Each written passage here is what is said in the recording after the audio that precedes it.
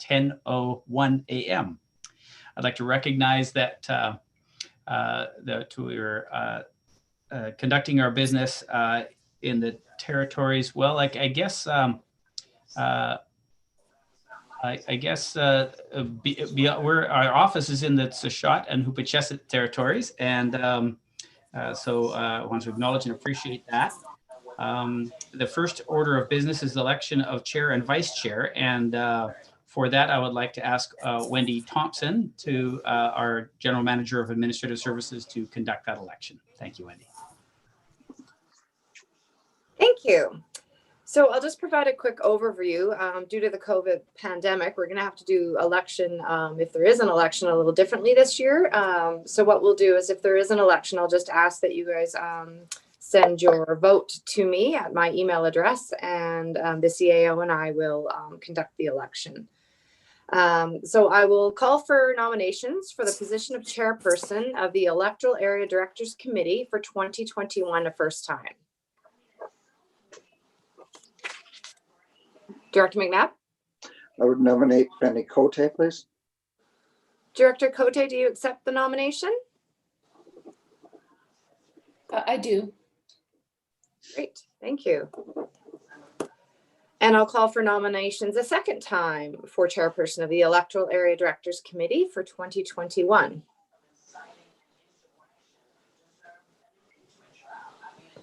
Okay, and I will call a third time for nominations for chairperson of the Electoral Area Directors Committee for 2021.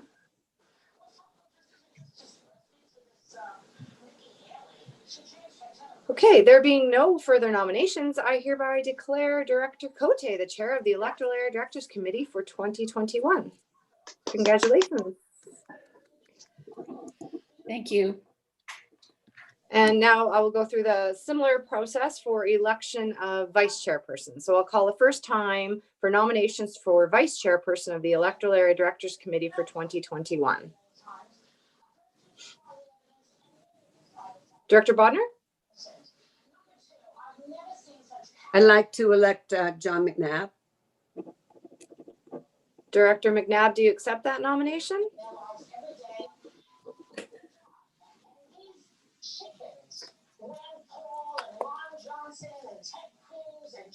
You're muted.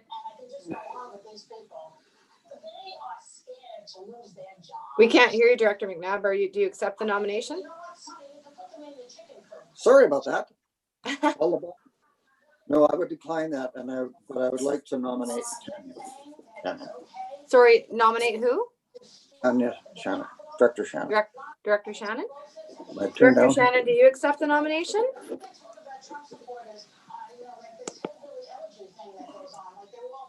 Sorry, yes, I will accept. Great, thank you. And I'll call a second time for nominations for vice chair of the Electoral Area Directors Committee for 2021. And I'll call for nominations a third time for vice chair of the Electoral Area Directors Committee for 2021. Great. Okay, there being no further nominations, I declare Director Shannon the vice chair for the Electoral Area Directors Committee for 2021. Congratulations. And I'll turn the meeting over to Chairperson Cote. Yeah, and I see Director McNabb has a question. So I'm hearing background noise like a TV or radio or something. I don't know if they're watching the hockey game as well as coming to the meeting or something, maybe. There's a fella outside our building who's making quite a noise outside. And so I'm not too sure what that is, but that would be through Wendy's mic or my mic. Yeah, it could be. He's pretty loud out there. Yeah. Apologies.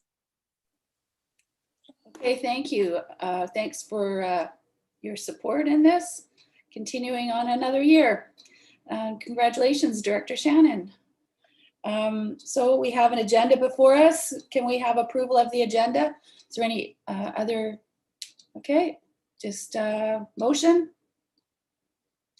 by Director Roberts, second by Director Shannon. Okay, all in favor? Carried, thank you. Minutes of the Electoral Area Director Committee meeting held November the 4th.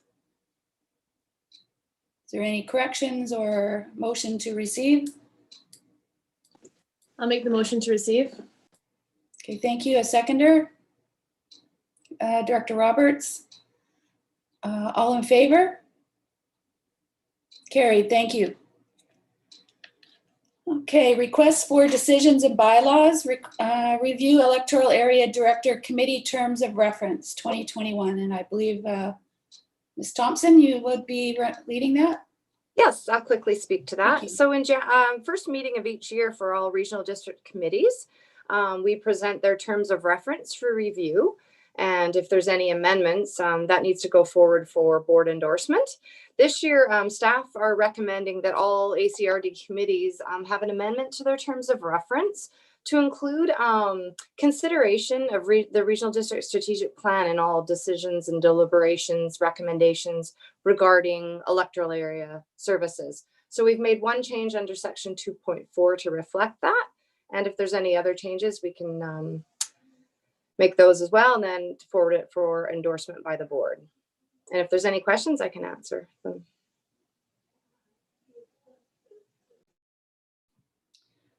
I'm not seeing any questions. Okay, so someone prepared to move acceptance of this terms of reference? Director Bodner?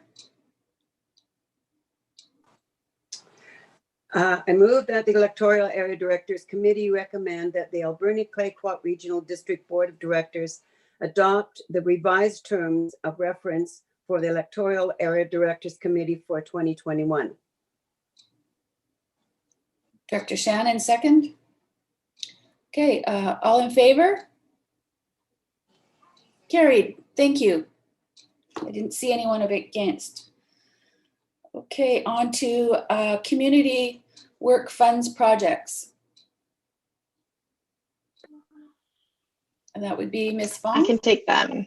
Thank you. Yes, please. So we met in November to discuss the applications that we received for the 2021 intake of community works funds. And this is kind of just a continuation of that report that was considered by the electoral area directors on November 4th. I'm going to kind of break it into a couple sections here for you. So on page 18, which is Appendix B, we listed all the projects that were approved in 2020 that have not yet been completed or were completed in 2020. So we're just kind of finalizing our 2020 numbers. So I haven't given you what percentage is going to be rolled over if some of these projects were partially completed, but we did try to give you a little bit of an update as to where these projects are at. There's two on this list that I had stated would probably be done in 2022 that, based on further discussions I've had with the General Manager of Community Services, we might actually be doing in 2021. That is the Millstream water system upgrades and the Long Beach Airport water system, the connection to Parks Canada.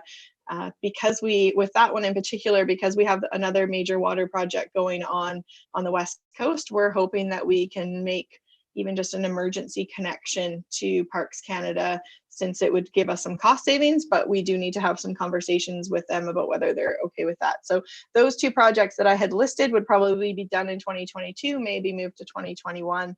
Everything else is going to be in the timeline that we had stated on the report. That brings us to the proposed projects that all came in based on the applications for the year.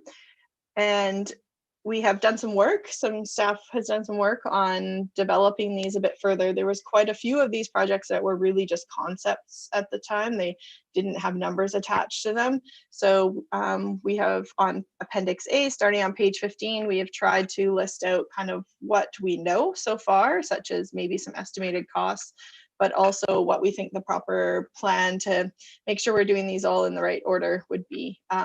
Many of the projects were parks related, and we feel like there was an unfair finished business, I would say, I guess, with determining parks levels of service with the board. We'd kind of got started with a big discussion about regional parks and parks in general just before the pandemic hit. And of course, we never really got back to that last year. So we are proposing to do a big in-depth chat about both our community and regional parks at the March 10th Committee of the Whole meeting. So because of that, staff have kind of recommended that we put some of these on hold to be further developed in 2021, to be considered in 2022. And then there was 4 projects that we're actually recommending that we could allocate funding if the directors choose in 2021 into the budget. And those include Sprout Lake Community Association requesting another $75,000 for a multi-use court upgrade, another $70,000 to this community association for the hall upgrade, $140,000 for Sprout Lake Parks and Trails development, and that actually should be $25,000 for a bridge replacement at Evergreen Park. Since this agenda was created, we have scrambled to put in applications into the fund that closes today. I can't remember the name of the fund. I think it's COVID Resilience Fund through the province. And we felt like the Beaver Creek Bridge as well as the Sprout Lake Park were both shovel ready enough to warrant an application. So Michael McGregor, who is our Lands and Resources Coordinator, is scrambling to get those in today. And we will need a board resolution, I think, at the February 10th meeting for those 2 projects. So I would still recommend that you put Community Works fundings for these at this time. And then if those grants are successful, then obviously that Community Works funding would not be needed and we could put it back in the pot.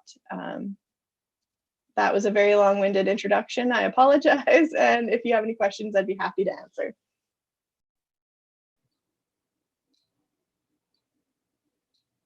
Just a quick question through the chair to Terry. When do we find out the results of the Community Works Fund, if any of these projects have been accepted? Any idea? So the Community Works Fund is actually ours to allocate. So we physically have this money on hand, and it's up to the electoral areas to make directors to make a recommendation to the board to approve it as part of the budget. In terms of those COVID recovery funding, they haven't given us a timeline, except they do want the projects done by December 31st of 2021. So we are anticipating that the turnaround on these applications will be quite quick because we need time to construct. So. Okay, Director Roberts, Dr. Shannon, you had your hand up. Thank you. First, I want to say thank you. I don't know if he's in on the meeting or not, to Michael for putting this together. I really appreciate the work he did on my potential idea for the BOFR, and I really agree with your guys' recommendation to have a bigger look at this, but I appreciate the work that went to this level. I have a question because on page 15, where we're looking, one of the projects for Sprout Lake, it says it's managed by their society, the multipurpose court upgrade. So my question is, when we have like the amount of money from Community Works funding going to certain areas, that's obviously going to affect like staff time, administration. So is that kind of like, are we all contributing equally to administration, even if a big chunk of the Community Works funds goes to 1 or 2 electoral areas, or is it proportion to the area where the projects are happening? So the staff time to administer the Community Works Fund in general is just paid through electoral area administration. So the electoral areas are paying through that through the tax requisition. Yes. Okay. Yeah. And some of these projects take more time than others. And just Oh, sorry, I was just giving an example, like Cherry Creek Waterworks District, when we do one with them, they mostly manage it all, and then we just give them a lump sum, whereas these smaller organizations such as Beaver Creek Community Club and Sprout Lake Community Association, there is more staff time involved in providing, like actually cutting the checks and providing updates to their, to the committees as well. Okay, thank you. I just wanted some more information on how we administer that. So thanks. Are there any more questions? No? Okay, so we need I have to go back in the agenda. I didn't print it off today. What is required here then for today? Request for community fund projects. So request for, this is just for consideration. So what would you need a motion to proceed with these 4 projects or adopt? Yeah, so if the directors would like to, then it would end up being, you're basically passing a motion for it to be included in the draft financial plan for presentation to the board. Okay, Director McNabb, you're muted. Damn thing. Now I've lost it. I would move that the electoral areas directors instruct staff to move these 4 items to the 2021 budget, 2021 to 2025 budget, draft budget. Thank you. Seconder? Director Beckett? Is there any further questions? Hearing none, all in favor? Any opposed? Seeing none, carried. Thank you. Okay, on to request for decision options for applying for 200-year flood plan maps in electoral areas. Mr. Erg, I'm sure that this is for you. Yeah. Good morning, everybody. Yeah, so I'll just jump into an introduction, and I'm expecting and hoping there's lots of questions and discussion. So the purpose of this report is to inform the committee and the public on the existing legislative tools to make sure that buildings and homes that are constructed in a safe manner, specifically to the new areas that we are now aware are potentially subject to flooding. Sorry about that. Where was I? And we want to make sure everything's done in a safe manner. And then the next part of it is to recommend the options for bylaw changes that happen. So the first part I want to talk about is really how there's a section of the community charter, section 56, that a building inspector can apply. So now that we know that we have a new 200-year flood mapping area, and this identifies new flood levels and potential hazards, and this is new information to the ACRD. The ACRD building inspectors will be requiring geotechnical reports if there is a potential for flood hazard. And then section 56 of the community charter is very specific in how this happens and how this applies, and it's very specific about who a qualified professional is. So in this case, it is a professional engineer or a professional geoscientist with very specific training. And then I've included that section in the report, and I apologize. I copied it directly out of the legislation, and there's a couple of it didn't format properly when I imported it. So anyway, and also I think at this stage I can go on and explain the next part, but if there's any questions about how section 56 works or what we're doing and how it applies, we can talk about that. So really there's 2 parts. It's now we know there's this, now staff and the building inspectors are aware of this information. We immediately can start up utilizing section 56. And then there's also other options for bringing in new bylaws that is the next part. So if you want, Director McNabb has his hand up, and then so I see so does Director Roberts. So I will pause there and answer the questions. Director McNabb, then Director Roberts. Thanks. So I and a bunch of the community have a serious issue with this, what we're basing this on, the actual study. When a study on a lake includes tides and storm surge and levels that are astronomical, these are engineering reports, they're certainly above my pay scale, but having lived at Sproat Lake for almost 20 years, I know there's no tides and I know there's no storm surge. So, what else is missing here? I mean, quite frankly, the downstream effect of this they may be quite correct on it, but the particularly the Sproat Lake part of it and the exit of Sproat Lake, I don't agree as a layman with the engineering conclusions and the levels that are construction levels around Sproat Lake. When we're starting to build houses at the roof level of houses that already exist and don't flood, you're going to have a tough time telling me that's engineering correctness. I don't think it is. I would like to suggest, and I don't know what the protocol is for this, but I would like to suggest that we get a peer examination of this study by an engineering firm that we're familiar with, and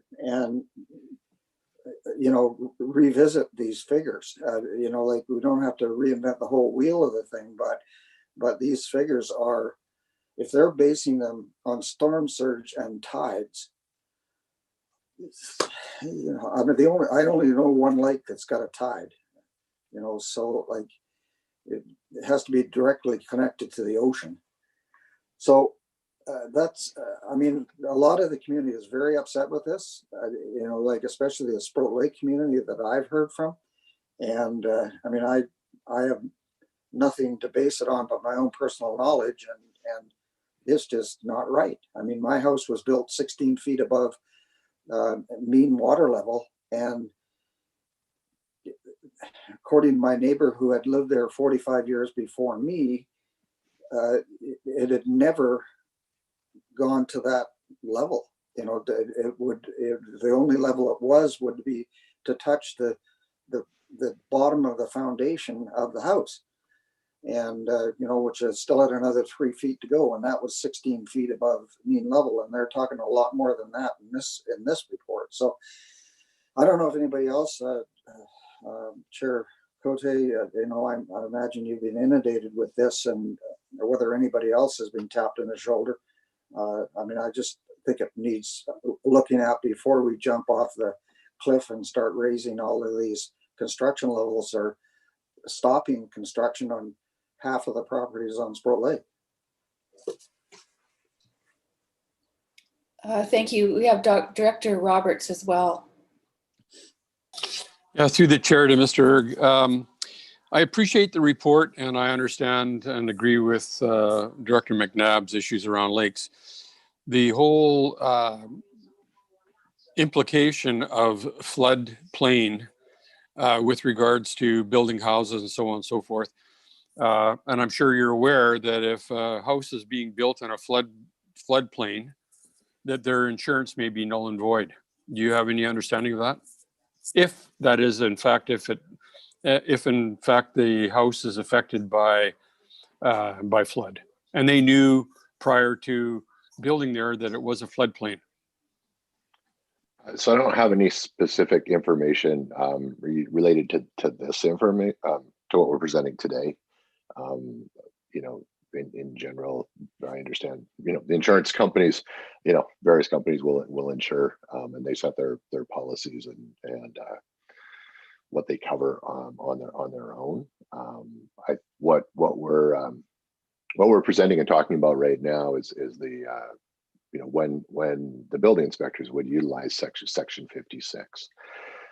And we have a couple of building permits that are in process where we're working through these geotechnical reports.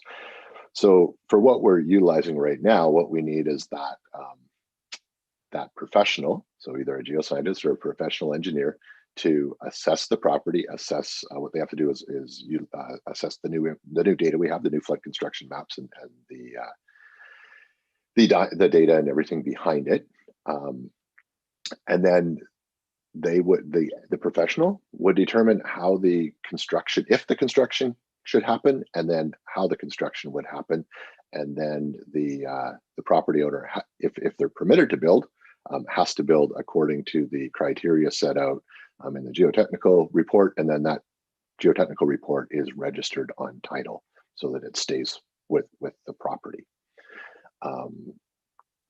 So I do know with regard to the comments and concerns that Director McNabb has talked about, is that this the mapping does factor in storm surge, which my understanding is when we have low pressures, it can raise water levels, as well as wave run up on Sprout Lake. So that data is included in the flood construction maps, as well as a base 200-year flood level. There is also some calculations for climate change factored into it. The reports were done based on APEG standard, which is the professional engineering standards, and the guidance provided by the province of British Columbia. We certainly can arrange and get whatever information the directors and the board wants us, directs us to do. That's certainly something we can do as well. So I'm happy to hear more comments and questions from the rest of the committee. Anyone else? I'll jump in. So I have heard from a number of residents or potential residents to Sprout Lake regarding building, and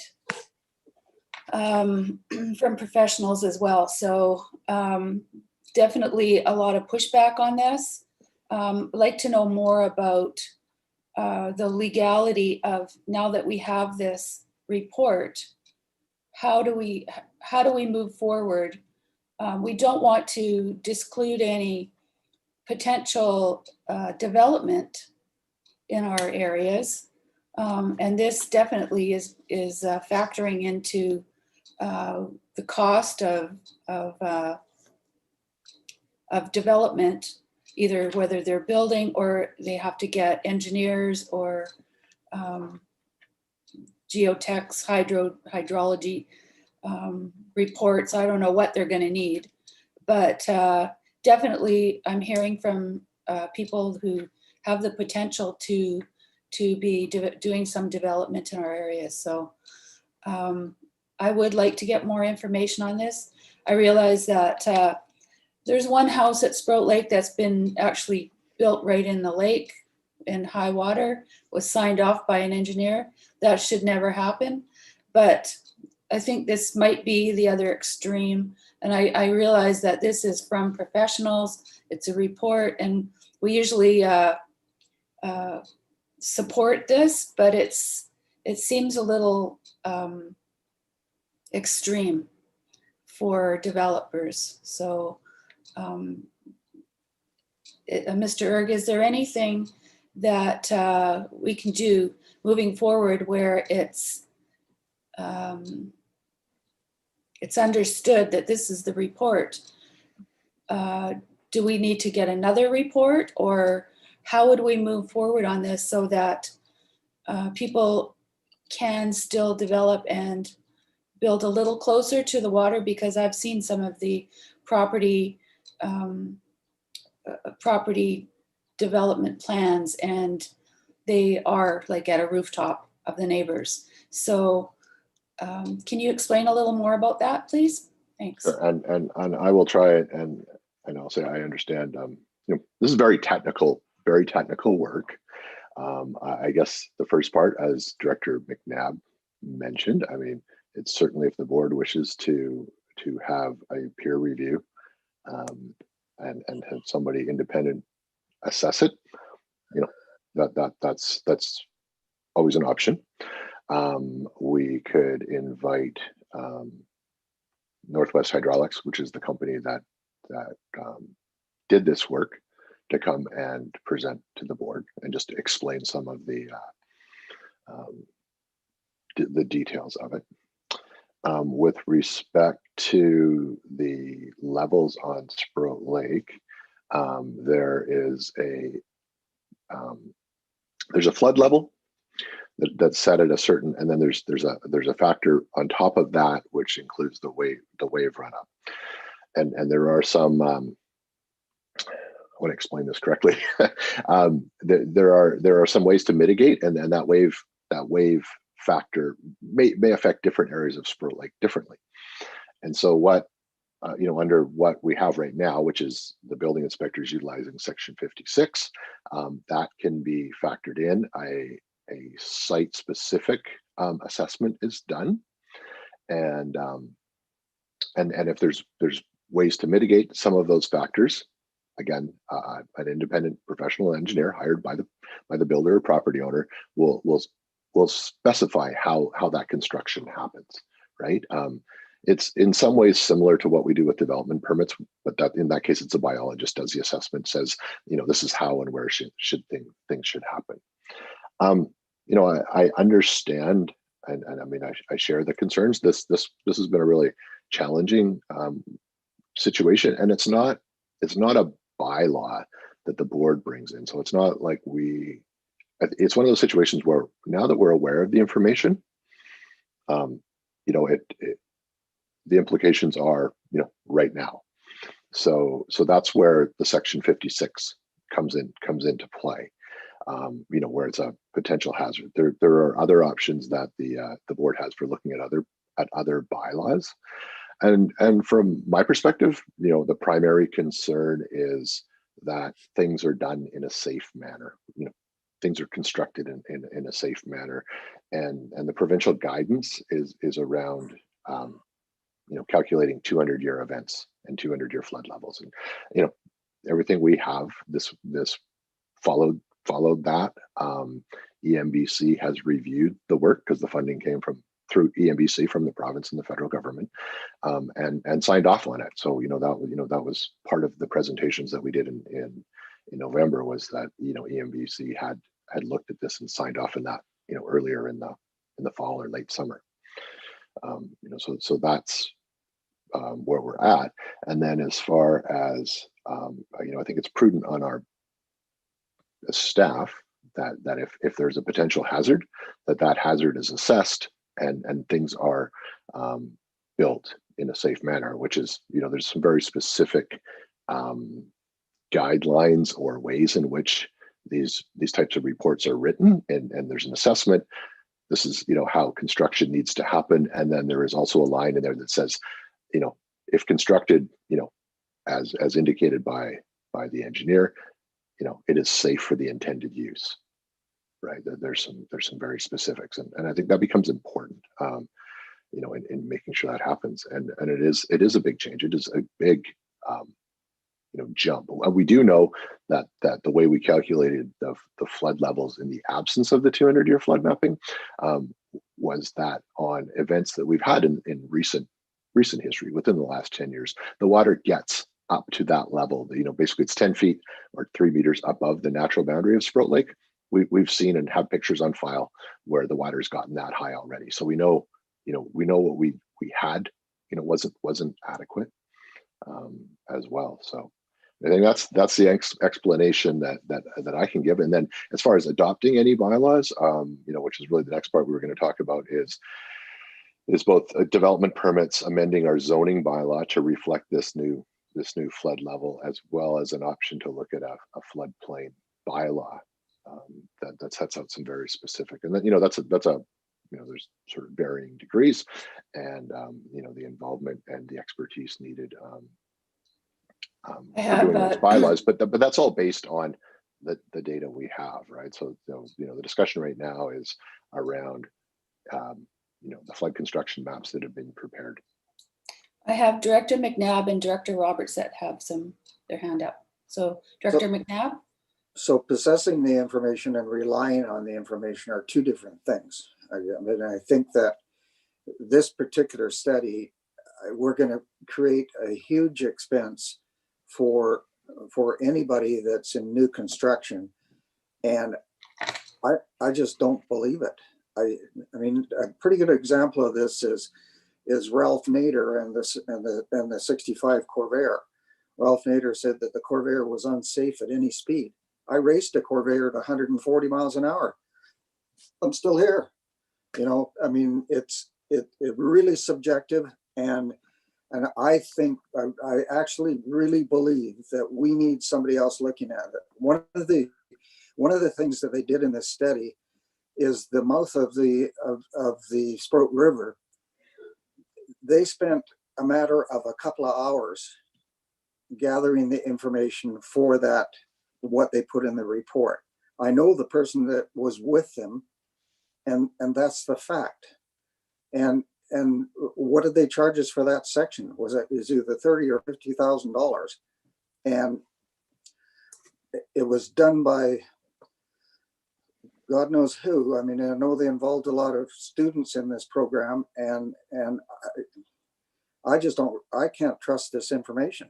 And so, yeah, I've got it, but do I believe it? Absolutely not. Some of it, maybe, but it's, I say we get somebody like McGill Engineering that is local and understands the dynamics of the whole thing and the weir and all the rest of it, and let them have a look at it and come back to us and say, hey, yeah, this makes sense, or you know what, we don't buy it. And I don't know what that's going to cost, but it's going to be way less than it's going to cost these people to build their houses another 16 or 20 feet in the air. Thank you, Director Roberts. Yeah, through the chair. Yeah, and I agree with Director McNabb, the comment. And I understand that the bylaw is a huge undertaking, and I think that the way Mr. Erg is pointing is that, you know, and with others as well, that recommend getting a consultant with expertise in the area, whether it's McGill or Northwest Hydraulics, I'm not sure, but there is also, I understand, the potential to cover the costs with grant funding, and I think we should pursue it to that point. There's got to be some common sense related issues in developing this plan, and if you're 20 feet above, as Director Cote mentioned, somebody building a house at the top roof level of another, you know, I think there has to be some consultation here and some common sense use in implementing this kind of bylaw. And thank you for that. Mr. Holmes? Thank you, Madam Chair. Well, I think this is an excellent discussion. What I would caution the committee about is that if we find ourselves peer reviewing this, which I think is a lot of merit, a good discussion, and the committee is going to debate that and come to its conclusion on that, we may still get an outcome that is an inconvenience for a lot of people when it comes to building in these areas. And whether or not it's an inconvenience, I just want to caution the committee that that's not the measure. That's a very good factor to make sure that we're not making regulations or processes more onerous than they need to be. But the fact of the matter is there's risk to the taxpayers one way or the other. If we are not, if we're being less cautious than what the science in our possession requires, it is foreseeable that the taxpayers will be paying for a lawsuit because somebody will come back and say, hey, you allowed me to build here. I've got all the permitting. You said this is okay. And I've got a house full of water in this storm event. So that's just the reality of it. And very importantly, in circumstances where it's not just sort of a flood doing property damage, very importantly is keeping people safe as well. So that's just unfortunately, that's just what comes with this conversation.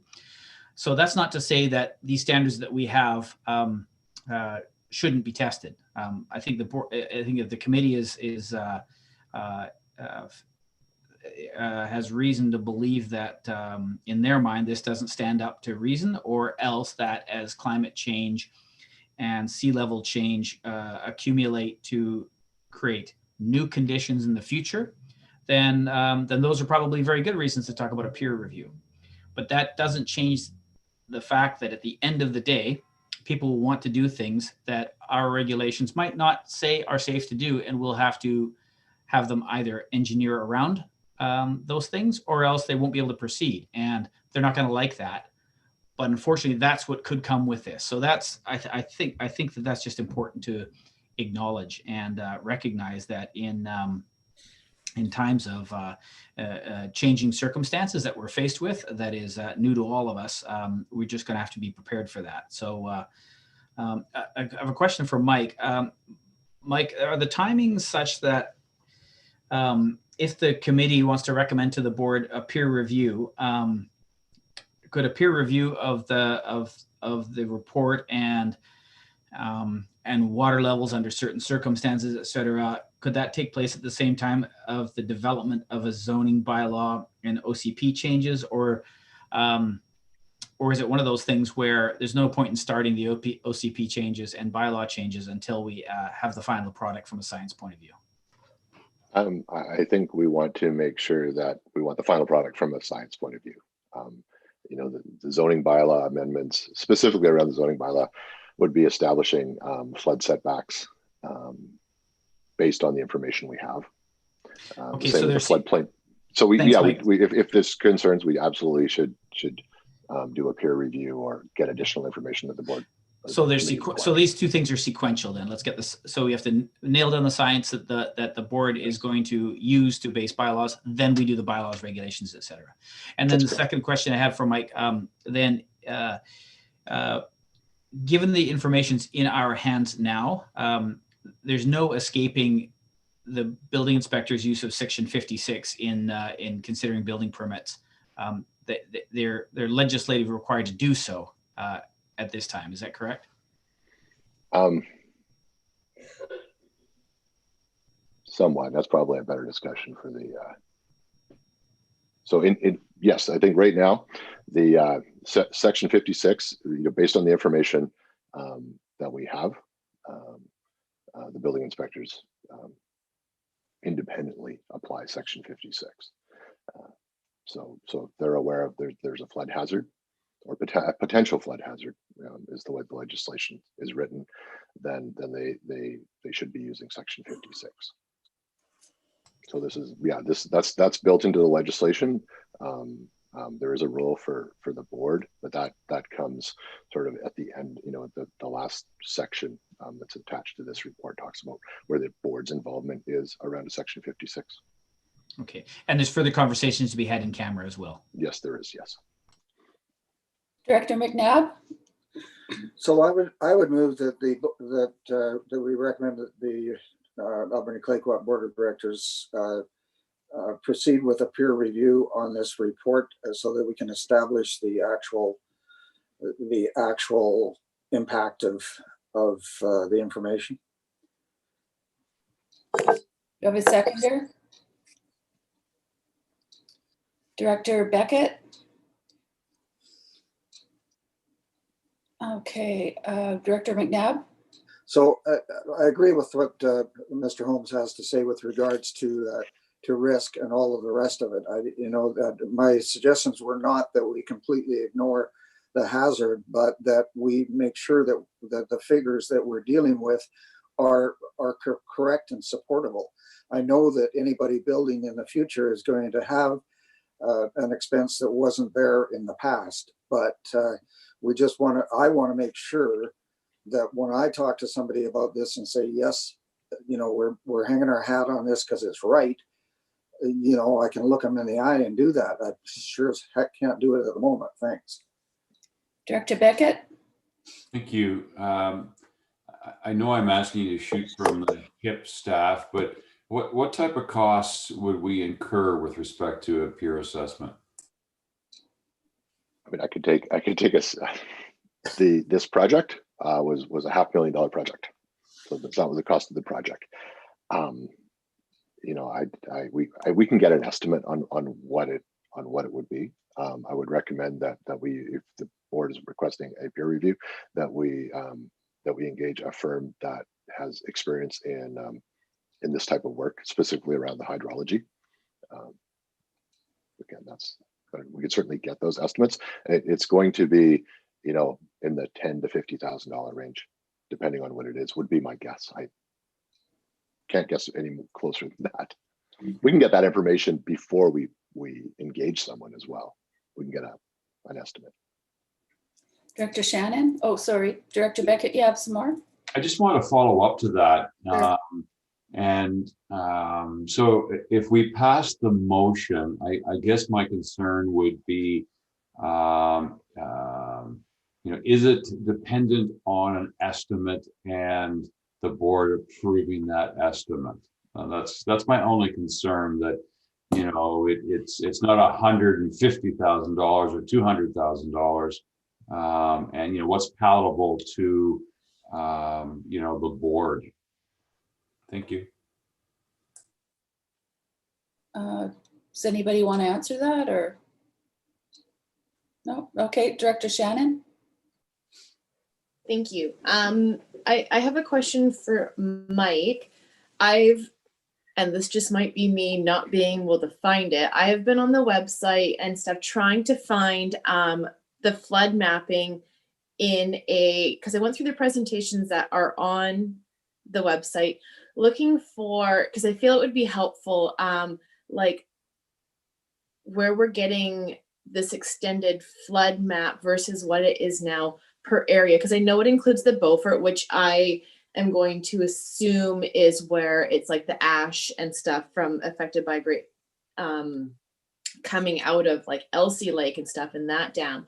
Because from my understanding of this all, and correct me if I'm wrong, this is mostly going to affect construction on Sprout Lake versus Beaver Creek or Beaufort. Like that's where I feel like it would be helpful for me to see, like, how is this affecting Beaufort? How much of properties are going to be affected? That kind of thing.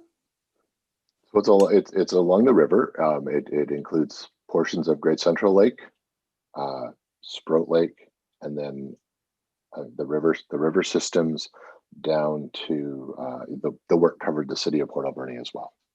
Right, so we provided them. Right now we have the paper maps. The data and the maps are really large, and I'm working with our GIS technician on how we can get them on our website in a format that people can see.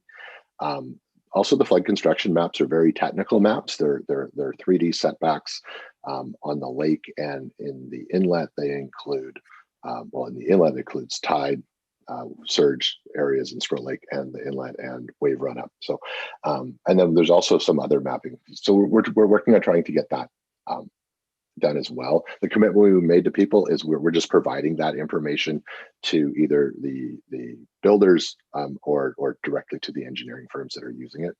It's sort of the parts that apply. Just getting it all on the website where it's a lot of data that can't be held there. So we'll continue working on that. So you're correct. We don't have the information, and we want to get it out there to the public and the directors as well, or more readily available. Right. Chair, can I continue? I just thank you for that, because when I was trying to find it, I just think that maybe it could make it a little bit more objective versus the subjective if we're looking, because there seems to be a lack of trust, call it, in the report from local knowledge versus what's come up. So if we can have something a little more tangible where we can see like how much of, if, or even for new people buying property or wanting to build, be like, if I buy this property, I could do this now, how much am I going to lose? And I think that just makes it a little bit easier for everybody to see it and then maybe make a decision, and And then if that's there, maybe there won't be as much negative feedback if there's more information, or it's a little bit easier to understand versus what we're looking at now. And granted, I understand it's a lot of work and there's a lot of information there, but I guess to simplify it, make it a little bit more. Yeah, you know what I mean. And I know, and I don't know how much time. I mean, if the committee is okay with me just spending 5 minutes explaining the mapping, the mapping a little bit, and I understand, and we want to get it there. The flood construction maps themselves are, I mean, they're two-dimensional and they're lines on a map, but they're actually vertical setbacks, right? So where the line on the map is, it's possible to build in there as long as certain things, your mechanical and your habitable space, is above an elevation. So the flood construction levels set an elevation above sea level to be built at. So and they are significant, and the increases specifically around Sprout Lake are very significant. Like the heights, a lot different from what we were requiring in the absence of this information. So it is quite a bit higher. Understand the concerns. I mean, I agree. We want to get this right, and we don't want it to be something that doesn't need to be. Okay, thank you. But we will work on getting the maps online. Okay, thank you. So we do have a motion on the floor. I have a question. Would we be able to apply for a grant for this? I don't know off the top of my head. Maybe we could include that into. I mean, I would, depending on how quickly we want this, right? So, there's a couple of factors here. We're applying this right now on a site-by-site basis if there's construction within that area. Certainly, what I'm hearing from the directors is that there's some urgency to make sure that this information is correct, and would like that review. So we can do that. We can do that, as quickly as possible if that's the board's wish. If it's applying for grants, I don't even know if this would be eligible or not, right? Because the work's already been done. It's been paid for by grant. It's not it doesn't fall within the AMBC grant funding that we have, because this wouldn't be mitigation. It's just, let's make sure the work that has already been paid for is correct. Director McNabb? Well, I just think it's really critical that we use somebody with local knowledge. That's why I suggest McGill. They done a lot of engineering in the area, and I know at least one of the partners actually lives on Sprout Lake, but there's other ones that maybe would have the skill sets to overview it. But I don't think it needs to be drilled down, in the totality of it, but just the obvious conclusions of it that are problematic. Thanks. Director Bodner, then Director Shannon. Thank you. I was just going to reiterate what Director McNabb had said, that it would be for those gaps that are especially extreme, that we find somebody who is local, has a more understanding of our area, to look at those and taking that into consideration and do a report on that. Thank you. Thanks. Director Shannon. Thank you. Looking at, like, if we go back to, no, I've lost it because I've got like 20 windows open. Bear with me here, sorry. When we look at investigating grant options to develop a floodplain bylaw, if we don't have that bylaw and we're doing flood work, do we lose out on those grant options? Do you know what I mean? Like, do we have to have a specific flood bylaw to apply for them? Oh, to do mitigation options, not necessarily. Okay. Depending on what, like, there's the floodplain bylaw would take the information we have, the flood construction levels, and sets out how construction works, what minimum level things must be built at, where there's factors to do some engineering, what types of things can happen where, in what areas, based on the information. I think what we're discussing right now, we have the right information, right? So what I'm hearing is directors are not comfortable with what's been set. They just want to make sure before we go, that information, is correct, that we independently confirm or not confirm what we have. So I think if that's what the directors want, that's step one. We shouldn't be proceeding with any of the three options around the zoning bylaw, the OCP, or the flood mapping until we answer that question. I think that needs for the first part. And I think we'll talk a little bit more about section 56 in camera. I can explain a bit more. Thank you. Okay, any more questions? Ms. Thompson, can you please read back the motion? Yes. That the electoral area director. Sorry, we can't hear you.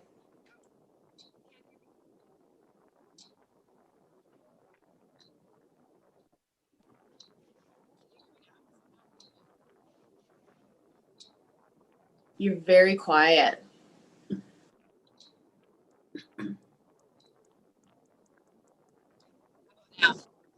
There.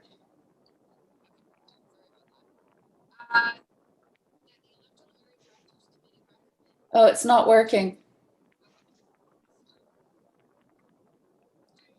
Okay, Director McNabb, do you remember your motion? So I would move that we recommend to the board of directors that the peer review of the critical information of this study be taken by a local local engineering contractor. Okay, and we had a seconder. So, Mr. Beckett, so Mr. Holmes. I just want to caution that this is a fairly specialized area of engineering, and I heard Director McNabb earlier talk about interested in local, but somebody with expertise in this area. And so I would just caution of having a resolution with only local being the criteria. I think we do need somebody who's a specialist in hydraulics as well. Sure. Director Roberts? Yeah, I agree with that comment by Mr. Holmes. And I also appreciate Director McNabb's comment. I note that this report was put together by Northwest Hydraulics. Perhaps we could have them come and have a chat with us and expand on this a little bit to save us a lot of money, because they've already done this report. And to me, that makes sense before we get carried away.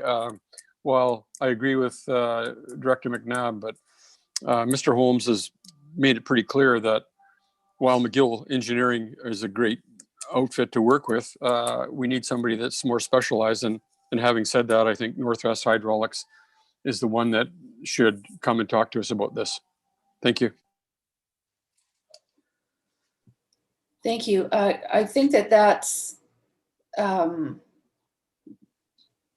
not really doesn't really go along with the motion, because the motion is for a peer review, not a report out. So that we could also ask Northwest Hydrology to come and give a report if you would like. So Mr. Erg, could we include that? Do we need a motion for that also, or? You can, and I would advise the board to consider what's your priority in this one. If it's to understand the report, then we should invite Northwest Hydraulics. If it's to have an independent assessment, so that there's there's comfort or understanding of the report, then that would be having somebody, another firm or another, having it reviewed. Sorry. Right. So I don't think they should. I think you only need one or the other. Yeah, you just need to. Well, at this stage, if you're concerned about the report, then let's just proceed with that. an assessment from an Mr. independent firm. Director McNabb has a question. So, I mean, I could modify my motion to be a engineering firm with local experience and knowledge, hydrology, local experience and knowledge. So, I mean, that could be some firm from Nanaimo or somebody else that's done a lot of work in the Alberni Valley. But, you know, I think it's critical that they understand the overall picture before they step in and have to reinvent the wheel. Thank you. So I don't know if we got a seconder. I'm sorry. you did have well, Mr. Beckett, Director Beckett, do you agree with that for your seconding? That slight change? We'll make it a friendly amendment. I do agree. Okay. All right. So that was the motion. So we'll call a question. All in favor for peer review? Okay. Any opposed? Seeing none, it's carried. Thank you. All right. So now I guess the rest of this is this part. I would just add, my recommendation would be just we bring this back once we've had the assessment of the report. Do you want to receive it, or you just want to leave it lying? You certainly receive the report. Okay, so we'll receive Motion to this. receive the reports. Okay, seconder, Director Roberts. Okay, any questions? All in favor? Any opposed? Carried. Thank you. Okay, so reports. We have proposed amendments to the ACRD building bylaw. PS 1005-5. I can certainly run through that if you'd like. Mr. Erg? Okay. So just the purpose of this information report is to update the committee on the proposed amendments to the building bylaw and to make any adjustments based on feedback or requests from the committee. And while I think the building bylaw overall should have a larger review at this stage, I think it's important to look at some of these other changes. So the board had asked staff to look at the fee structure.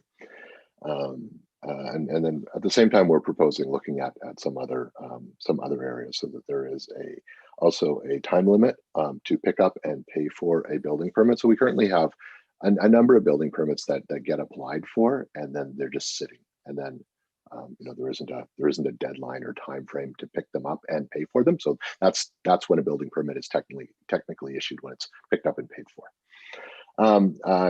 Some options for doubling the building permit fees when construction starts without a building permit, and this would be to cover off the additional, an incentive to apply for building permits, but also cover off the additional staff time required. Extra work has to go into assessing these.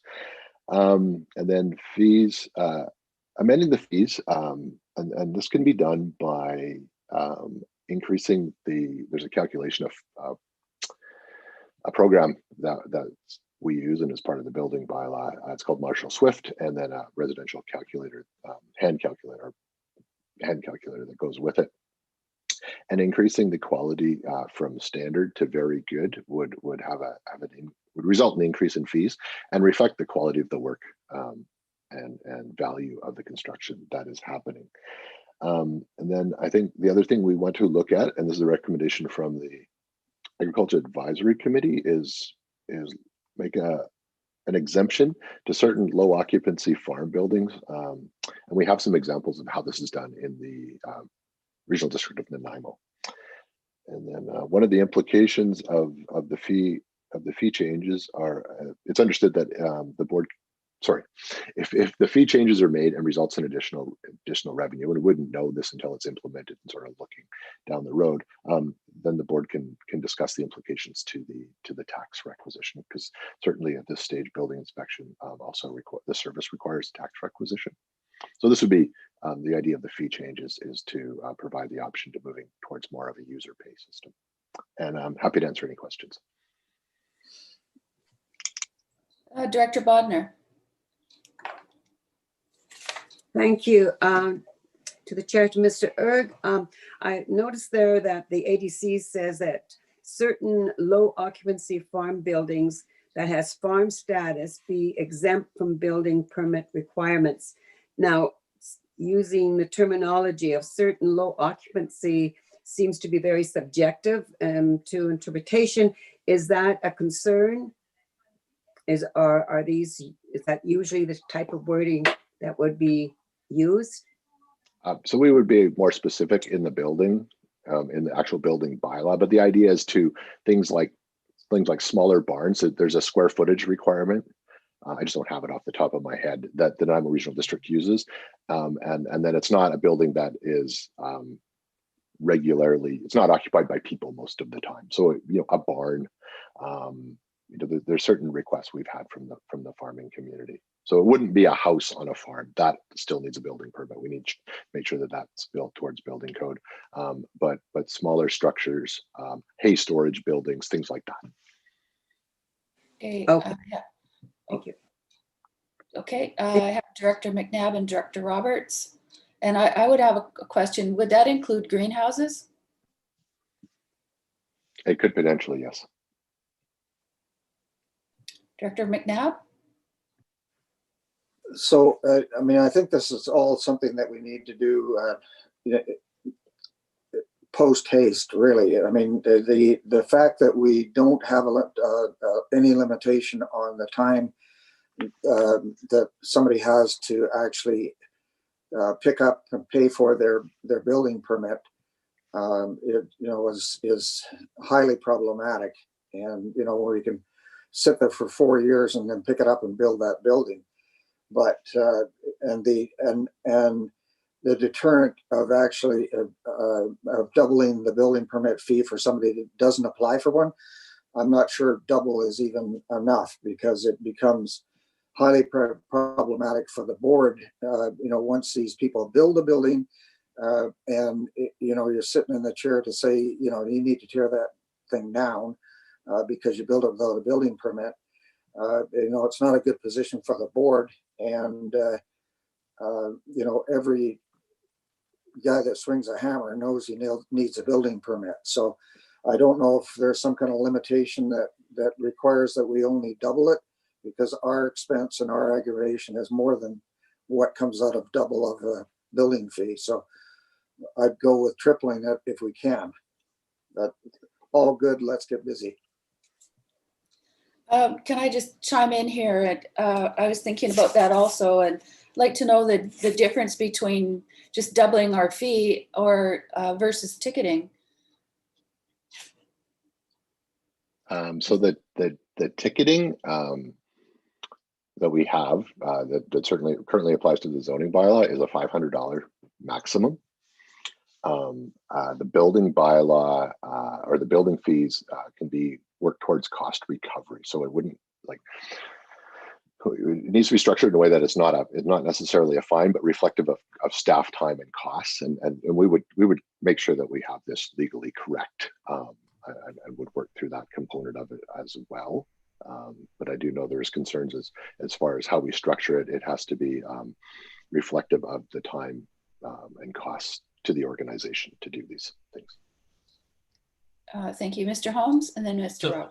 So I was going to say basically the same thing that that Mike has talked about. Is there is a common law requirement for our fees to reflect cost recovery for sure, and so we can investigate and do some calculations on to what extent we could go beyond something like double or triple or whatever else like that, in terms of thinking about things like the number of inspections that are required, or the difficulty in the conversations and length of conversations that happen when we're actually going from something that is substantially complete in its construction, and we have to go back and check the foundation and plumbing and all those types of things. So we'll look at those things and come back with what the board's options are. Thank you, Director Roberts, and then Director Beckett. Yeah, through the chair to Mr. Erg. I agree with the first three: application fee deposit, time limit for applicants to pick up and pay for permits, and doubling or tripling, as the case may be, building permit fees. And I understand the obligations that we have there. When we talk about a time limit for applicants to pick up and pay for permits, are, what are we talking about? 30, 60, 90 days or what have you? And I think, can a time limit be applied as well to the permit fees when an owner starts construction without a building permit? We give them 30 days to correct the situation, and or then what happens? Just comment, please. So on the first part, it can be the time to pick up the permit. You know, we can structure that however we want. I was thinking something along that we were initially going to recommend about 6 months to do that. Just because of, I know how things come in and out of the regional district. As far as you know, when we would structure that if somebody starts construction without a building permit, that's really up to the board. The increase in work is really from the time they can start construction. So if they've poured footings or a foundation, it increases our work. And generally the people that are starting without building permits take up more time anyhow. You know, but again, you know, that is at the, however the board wishes to draft that. Our advice is, you know, if construction started, is you know, basically a foundation's been poured, you know, on up to walls are up, that sort of thing. I mean, we have people who start homes without building permits. So, yeah. But again, Yeah, you know, we can draft this however, you know, however the board wishes, and bring, you know, when we bring it back to the board for consideration, you know, we can make amendments and changes. But you know, the idea here is I want to make sure that we have some direction, and that staff is on track with the wishes of the committee.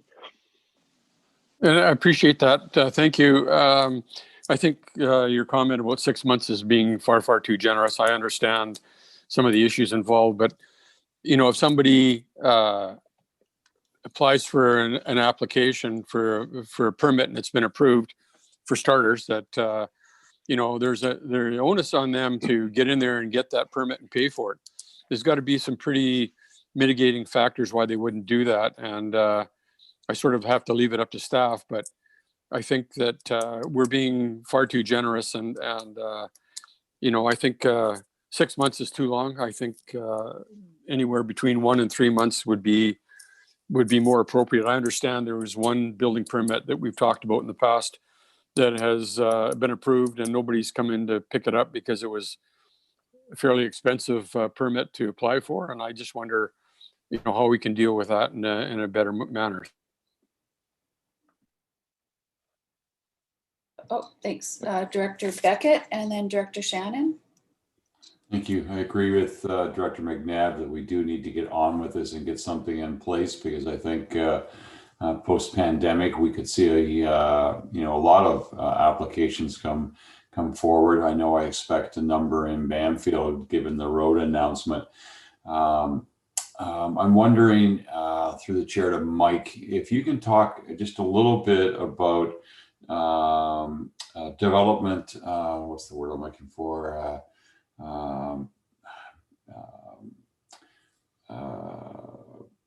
It's different from a building permit where you have a piece of raw property, you want to develop it. You have to get a developmental permit first. Oh, a development permit?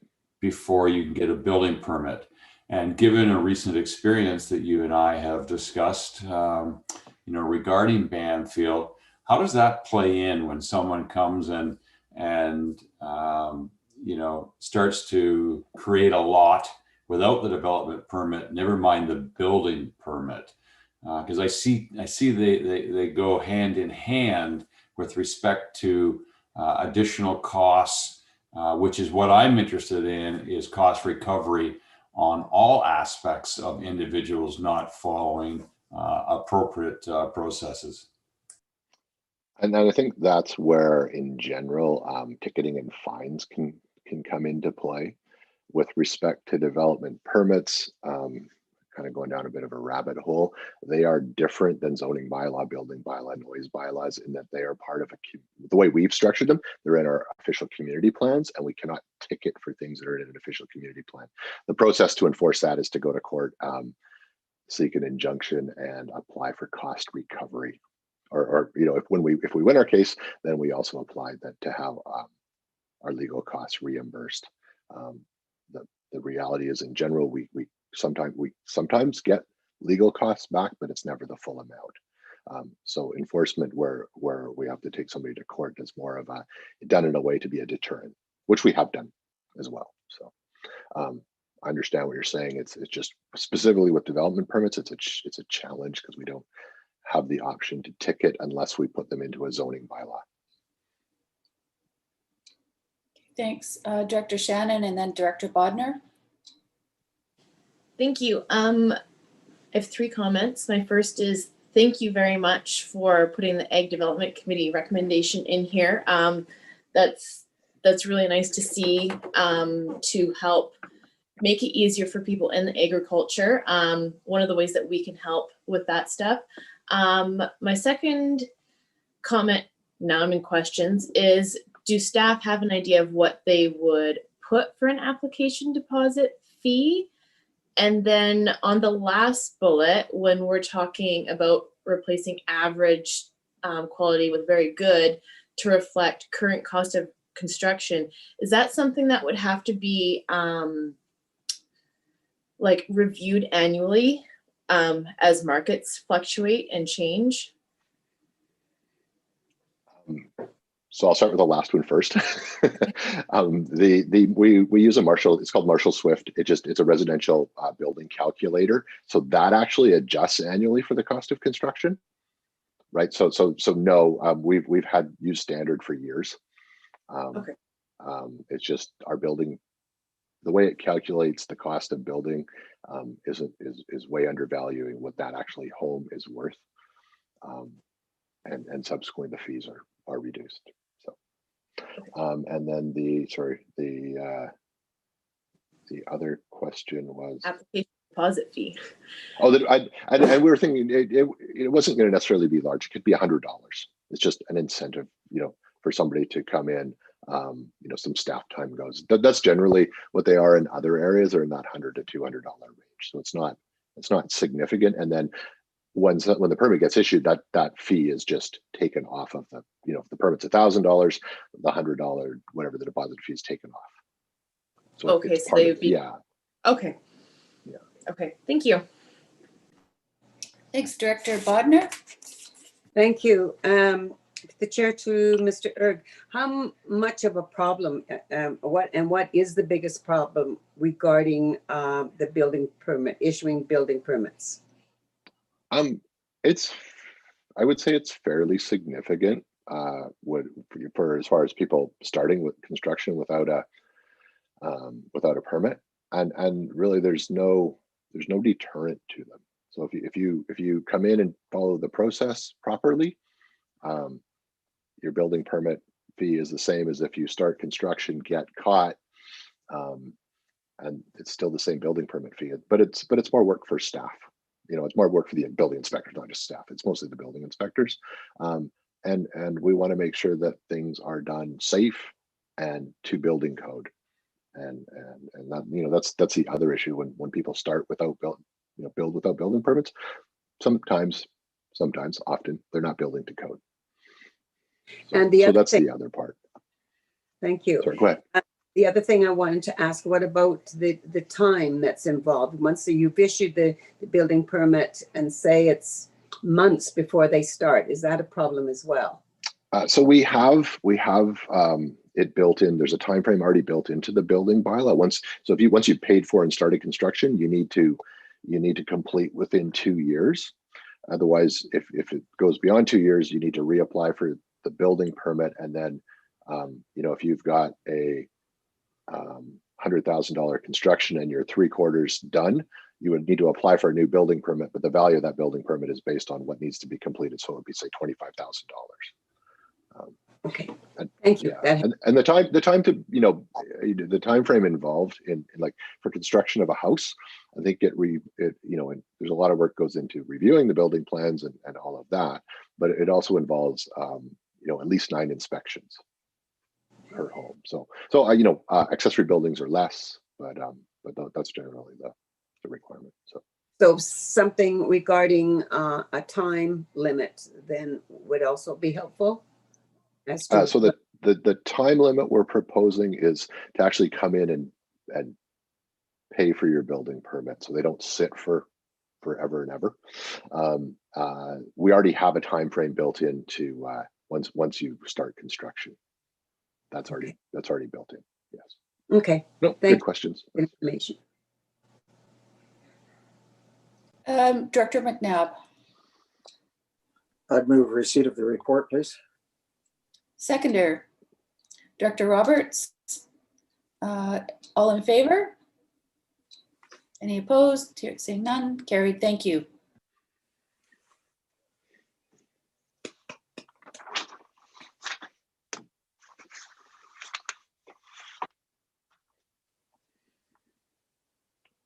You're muted, Penny. Thank you. So now it's the zoning bylaw review and housing needs report project update. Yeah. So if you I'm gonna be really brief on this. Amy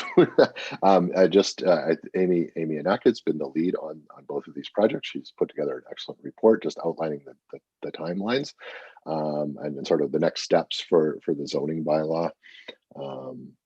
Where we're hoping to go. And then with respect to the housing needs report, again, just provided an update and on where we're at and what we've done so far. I would note that for the West Coast housing needs report, we are working with the districts of Tofino and Ucluelet to do a joint report, a joint study, work with one consultant. The end result will have to be a separate housing needs report for each area, but they will be working together. And I also want to just touch base on there was recently an application to amend the housing needs report to include the 4 Treaty First Nations on the regional board. So, and there will be a report on the next, we just got this information, but that's been approved. And I just wanted to highlight, that a significant extra amount of work and time went into coordinating and putting that all together. And it has impacted the zoning bylaw, sort of where we're at with it. But I also think the work and doing that, as far as getting the grant money and working with the Treaty First Nations is really important, and it really had to be a priority as far as an example of how we as the regional district working together and working with Treaty First Nations. Staff at the ministry had actually phoned me to highlight that this was available and to make sure that we applied. And so I just wanted to highlight that, because I think I've heard from some directors, and we all would like the zoning bylaw to move along, but just based on the resources we have, I think it's prudent to get this grant funding. So the total grant funding will be just over $140,000, which is significant, and in carrying on with that work. Plus, I think the setting an example on how to work, regional districts can work together with, including Treaty First Nations, is just. You can't put value on that. It's just so important, and I think it's a real priority. And I just wanted to highlight that and sort of talk about those things, and also just mention how I know the board feels that way, and as staff, we feel it's really critically important to work through this with especially this last component of the grant. It's super exciting. So happy to answer any questions anybody has. It's awesome. Mike, just a question. Are we doing the work with for the First Nations, or are we working with them similar to West Coast? Each of them may be different. When we gotta work the details of that out with each of the First Nations. Okay, so, thank you. certainly the indications are there's going to be some options to work with the West Coast, but all of the details of that are still to come. And again, that's some of the work that is falling on Amy as well, right? So I wanted to bring that up and just highlight the importance, and also the time, the time it's taking, just so that everybody's aware. Great. Director Beckett? Thank you. I have a comment on both the zoning bylaw review and the housing needs report. Starting with the zoning, I'm not alarmed or disappointed that there's been a slight delay. And in fact, given the project, and there's been a lot of feedback from Banfield because of the potential impact on the community. And staff have been very patient, very accommodating, and have made changes associated with the consultation of our community, which I very much appreciate. So again, I think it's appropriate that we get it right before we introduce something that could have large implications on our community. And with respect to the housing study, we're right in the midst of it in Banfield, and Amy and staff are to be congratulated, along with VIU, for the work that they've done with the survey and the 2 open houses. And I look forward to the report. Doing an excellent job. The information coming out of our community is invaluable. And again, staff are to be acknowledged for their work on this. Thank you. Thanks. Is there anyone else? Someone prepared to make the motion to receive? I'm happy to make that motion to receive. Director Beckett, and second, Director Roberts. Is there any further comments? Seeing none, all in favor? Any opposed? None. Carried. Thank you. Oh, you're muted again, Penny. Oh, there we go. Late business, did you hear me? Was carried? Okay, there's no late question period. Is there any questions? Thompson. Are you able to hear me now? Yes. Okay, great. There have been no questions, comments received respecting the meeting today from the public. Okay. So at this time then we will move in camera. So motion to close the meeting to the public as per the community charter section 91I, the receipt of advice that is subject to solicitor client privilege, including communications necessary